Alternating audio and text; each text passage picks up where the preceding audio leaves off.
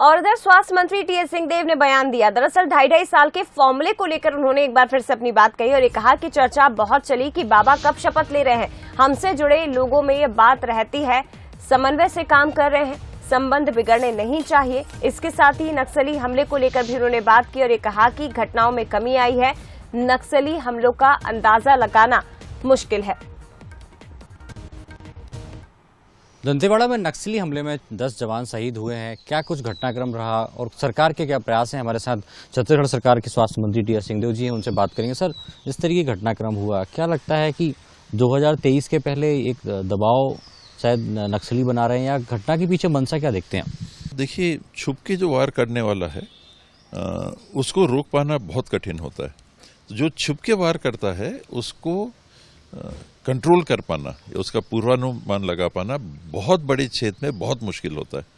नक्सलियों के प्रभाव के क्षेत्र को कम कैसे करना और इनकी देश के विपरीत, संविधान के विपरीत जो विचार और गतिविधियां रहती हैं उनको समाप्त कैसे करना, एक योजनाबद्ध तरीके से काम पिछले दशकों से चलता रहा है और ये हमने देखा है कि अभी वहाँ कम भी हुई हैं घटनाएं। हमने देखा कि 2018 में जिस तरीके से मध्य प्रदेश हो, छत्तीसगढ़ हो, राजस्थान हो, तीनों राज्यों में कांग्रेसी सरकार बनी, लेकिन कहीं न कहीं आपसी नेताओं में तालमेल की कमी रही। और छत्तीसगढ़ में यदि बात करें तो आप भी जिस जिम्मेदारी की अपेक्षा कर रहे थे कि वो मिलनी चाहिए, वो नहीं मिली, तो कहीं ना कहीं एक तालमेल या नाराजगी नहीं रहती है।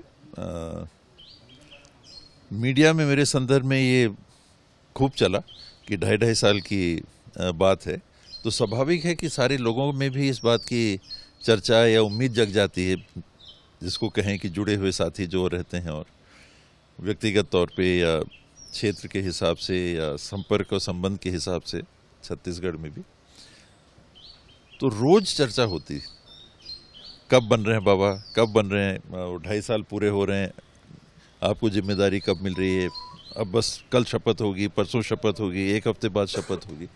ये परिस्थितियां मीडिया में बात आने के बाद बन जाती हैं और उसका कहीं ना कहीं थोड़ा फॉल आउट भी महसूस होता है कि फॉल आउट हो रहा है। पर हम लोग प्रयास यही करते हैं कि जो जिम्मेदारी मिली है, आखिर हम लोग एक पार्टी में हैं, एक पार्टी से जुड़े हुए हैं, उसकी विचारधारा को मान के काम करते हैं। जो जिम्मेदारी मिले हाईकमांड से उसके हिसाब से काम करते रहो और आपस के जो संबंध हैं उनको बिगड़ने मत दो और जो जैसी जिम्मेदारी मिलेगी वैसा करेंगे।